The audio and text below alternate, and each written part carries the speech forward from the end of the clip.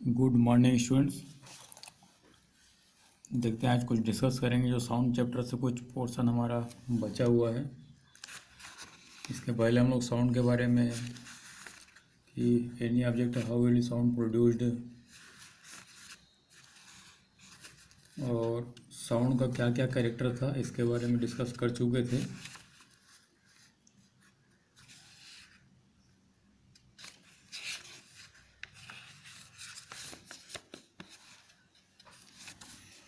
अगला है और उसी सीक्वेंस में हम लोग प्रॉपर्टी ऑफ साउंड भी देख चुके थे, amplitude, frequency, time period.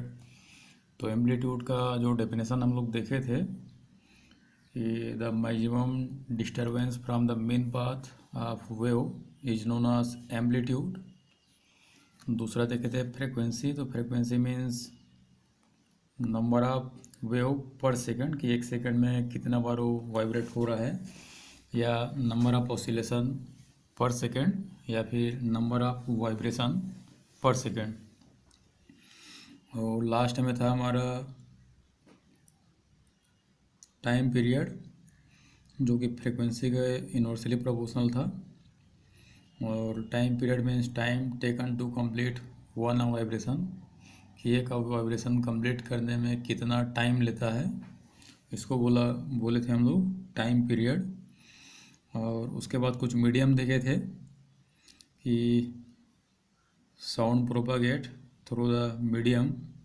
So medium is required means medium is necessary to propagate the sound. इस साउंड को आगे बढ़ने के लिए, दूसरे को सुनाई देने के लिए एक मीडियम चाहिए।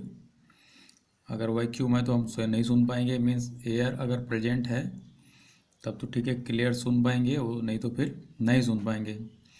उसके बाद देखेंगे कि जो एयर है, मेटल है और वाटर है, तो तीनों में हम लोग कंपैरिजन भी देखे थे कि साउंड का प्रोपागेशन सबसे ज़्यादा किस में होगा। तो हम लोग देखे थे कि जो मेटल्स है उसमें सबसे ज़्यादा फास्ट होता है, मेटल से जस्ट कम होगा वाटर में और वाटर से कम होगा एयर में। उसके बाद देखते हैं अगला है हमारा कि how do we hear sound, कि हम साउंड को कैसे सुनते हैं। थोड़ा देखेंगे यहाँ पे कि sound reaches our ear through a medium, कि कोई भी अगर बोल रहा है, ठीक है, कोई अगर बोल रहा है सामने में और हम लोग मान लो कुछ मीटर की दूरी में, समझ के चलो कि 5 मीटर की दूरी में खड़े हैं, सामने वाला बोल रहा है, ठीक है, और मान के लो कि मैं 5 मीटर के डिस्टेंस में खड़ा हूँ, कुछ दूरी पर हूँ उससे, तो जैसे ही बोलेगा वहाँ से कुछ एनर्जी वो क्रिएट करेगा और वो एनर्जी वो एयर पार्टिकल वो लगेगी, ठीक है, और एयर पार्टिकल आपस में कोलिजन करते हुए, वाइब्रेशन होते हुए एयर पार्टिकल में वो साउंड जो है, साउंड का जो एनर्जी है मेरे कान तक पहुँचेगी, ठीक है। तो देखते हैं कि किसी भी मीडियम के थ्रू जो साउंड होता है ईयर तक पहुँचता है। From the ear it reaches our brain as a signal and then we hear the sound। उसके बाद हमारे कान में पहुंचने के बाद हमारा कान जो है, ठीक है, हमारे जो ईयर है उस साउंड को सिग्नल के फॉर्म में मेम्ब्रेन में पहुंचा देता है, ठीक है। जो साउंड हम सुन पा रहे हैं मीडियम से कहाँ आया, जो साउंड का सोर्स था वहाँ से ईयर में आया मीडियम के थ्रू। अब ईयर में जैसे आया तो ईयर क्या किया, उसको सिग्नल के फॉर्म में न्यूरॉन्स के थ्रू ब्रेन को भेज देता है, ठीक है। अब ब्रेन के पास जैसे ही आता है वो माइंड को बताता है, ब्रेन को बताता है, मीन्स बॉडी के पार्टों को बताएगा कि क्या करना है। तो देखते हैं आगे क्या लिखा है कि ईयर्स इट रीचेस, ठीक है, कि कान से वो कहाँ पहुँचेगा, ब्रेन में सिग्नल के रूप में। उसके बाद and then we hear the sound. Human ear consist of 3 main parts, कि human ears are classified into 3 parts. First one is outer ear, second one is middle ear and last one is inner ear. 3 ear है, सबसे बाहरी ear है, फिर बीच वाला ear means middle ear, और लास्ट है कि आंतरिक मीन्स अंदर वाला ईयर। तो इस तरीके से कान को मीन्स ईयर को 3 पार्ट में डिवाइड किया गया है। देखेंगे क्या होता है। तो आउटर ईयर मतलब बाहर की ओर, और इनर ईयर मतलब जो कि डायरेक्ट हमारा कनेक्शन जहाँ से सिग्नल भेजता है किसको, ब्रेन को। तो इनर को हम लोग समझ के चलेंगे कि अंदर वाले पार्ट को इनर बोलते हैं, बाहर वाले को middle. The sound coming from the outside gets transmitted from the outer ear to middle ear. कि जैसे हमारा जो कान होता है, ठीक है, तो वहाँ पे देखेंगे इस तरीके से एक लेयर होता है, ठीक है। तो ये क्या करता है, एयर को रोकने का काम करता है। मीन्स एयर को डायरेक्शन देता है कि तुम इधर पे जाओ, इस रास्ते से होते हुए जाओ, ताकि डायफ्राम में पड़ेगा। डायफ्राम मतलब यहाँ पे मेम्ब्रेन होगा, ठीक है, जो कान का पर्दा बोलते हैं वही है। तो आउटर ईयर से ये मिडल ईयर है, ठीक है, मिडल ईयर, और ये वाला हो जाएगा हमारा इनर ईयर।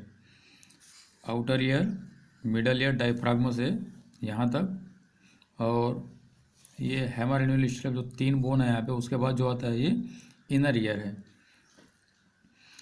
तो देखते हैं आगे क्या होता है कि मिडल ईयर में चला गया। The vibrations of the diaphragm present in the middle ear are propagate to the inner ear. कि आउटर ईयर से मिडल में आया और मिडल से इनर में चला गया। उसके बाद है the audio nerves present in the ear send this vibration to the brain in the form of signal. कि inner ear nervous systems are present in inner ear, and inner means nervous system send the signal from sound energy. Means sound जो gain किया, उस sound जो मिला उसको, अब उस sound को, उस सिग्नल के फॉर्म में, वाइब्रेशन को सिग्नल के फॉर्म में ब्रेन को भेज दिया। उसके बाद है सिग्नल के फॉर्म में। Ear is a very sensitive organ, ठीक है, कि कान हमारा जो होता है बहुत ही सेंसिटिव पार्ट है बॉडी का। Ear is a sensitive part of our body.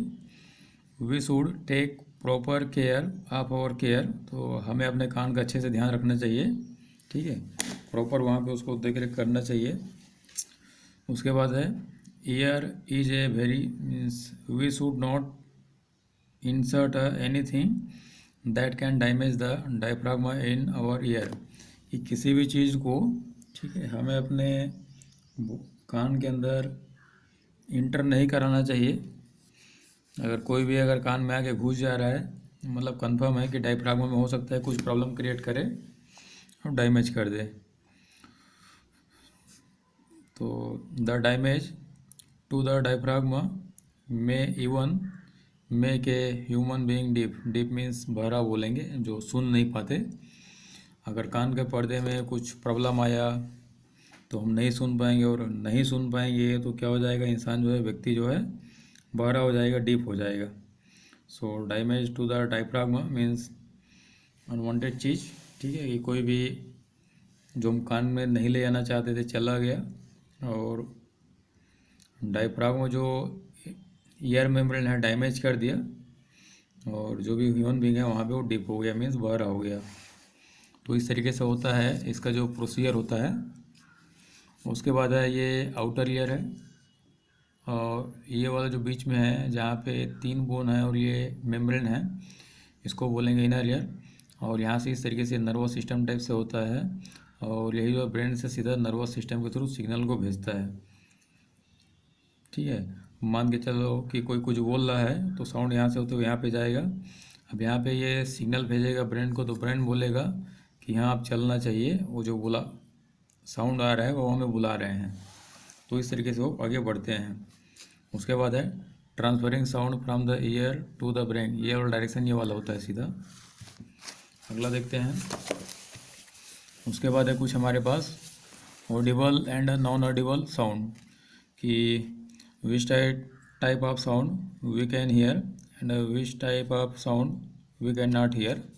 So sound that we can hear is known as audible sound, और ऐसा कोई भी साउंड जिसको हम नहीं सुन पाएंगे उसको बोलते हैं नॉन ऑडिबल साउंड या फिर इनऑडिबल साउंड, इनऑडिबल बोलेंगे। उसके बाद है we know that in order to produce sound, ठीक है। तो ऑडिबल और नॉन ऑडिबल के यहाँ पे मीनिंग समझेंगे। ऑडिबल कहने का मतलब है सुनने वाला, या अगर कोई व्यक्ति बोल रहा है तो हम सुन लेंगे, ठीक है, सामने में गाड़ी आ रही है, हॉर्न लगा, बजा दिए, हम सुन लिए, लेकिन पता चला कि एक कीड़ा नीचे में है, छोटा सा चिल्ला रहा है, तब हम उसको नहीं सुन पाएंगे, ठीक है। तो ये जो साउंड है जिसको हम नहीं सुन पाएंगे वो ऑडिबल में आ जाए, नॉन इनऑडिबल में आ जाएंगे। उसके बाद है we know that in order to produce sound it is necessary for the object to vibrate, do all objects that vibrates produce sound, ठीक है। Can we hear all sound, let us see, ठीक है, कि जो भी sound vibration होता है जहाँ भी, तो ज़रूरी है कि क्या वो साउंड प्रोड्यूस करता होगा, ठीक है। और हम उस सभी साउंड को सुन पाते हैं। तो यहाँ पे भी आंसर तो नहीं दिया है, लेकिन आंसर वही होगा कि जो भी वाइब्रेट कर रहा है कंफर्म साउंड होगा वहाँ पे। अब ये बात अलग है कि वहाँ पे एनर्जी इतना कम हो जाता है कि हम नहीं सुन पाते, ठीक है, तो ये वहाँ पे रीजन आ जाएगा। एक्टिविटी नंबर 7 में देखते हैं, कुछ लिखा हुआ है, make move your hands up and down as fast as you can, ठीक है, जितना कर सकते हो उतना फास्ट करो, हाथ को ऊपर नीचे। Do you hear any sound, ठीक है, you can not move your hand more than 5 or 6 times in a second, कि हाथ को हम कितना भी फास्ट कर लें, 1 सेकंड में 5 से 6 बार ऊपर नीचे कर सकते हैं, उससे ज़्यादा नहीं कर सकते। The sound produced by this movement can not be heard by you, ठीक है। तो 5 से 6 बार अगर करते हैं और बोलेंगे कि हम सुन लेंगे, ठीक है, ऊपर नीचे के इस तरीके से 5-6 बार ऐसे ऐसे किए, ठीक है, तो ये उतना स्पीड नहीं है कि हम इसको सुन पाए, ठीक है। तो साउंड तो करेगा लेकिन हम उसको सुन नहीं पाएंगे, कि the sound produced by this movement means by our hand we can not heard, ठीक है। उसके बाद वी कैन हियर ओनली दो sound that have frequency in the range 20 vibration per second to 20,000 vibration per second, कि अगर कोई चीज़ 1 second में 20 से लेकर के 20,000 तक का वाइब्रेशन क्रिएट करता है, ठीक है, जैसे हाथ था, नीचे गया, ऊपर गया, फिर बीच में आया, ठीक है, इस तरीके से हो रहा है। अगर ये यहाँ से यहाँ से गया ऊपर, ऊपर से आया नीचे, इस तरीके से अगर 1 सेकंड में 20 बार या 20 से ज़्यादा 20,000, ठीक है, इतना अगर होता है तब हम उसको सुन पाएंगे। और अगर 20 से कम बार वाइब्रेट हो रहा है means the vibration of objects, if the vibration of objects will be less than the 20 then we can not hear properly, ठीक है। तो we can hear only up to 20 to 20,000 vibrations per second, और per second means hertz बोला गया है। The sound which can not be heard by our ear is called audible frequency, the sound which can be heard by our ear are called audible frequency. तो यहाँ से underline कर लेंगे what is audible sound, तो the sound which can heard by our ears are called audible frequency. और non audible का हो जाएगा मीन्स इनऑडिबल का, कि which can not be heard by our year.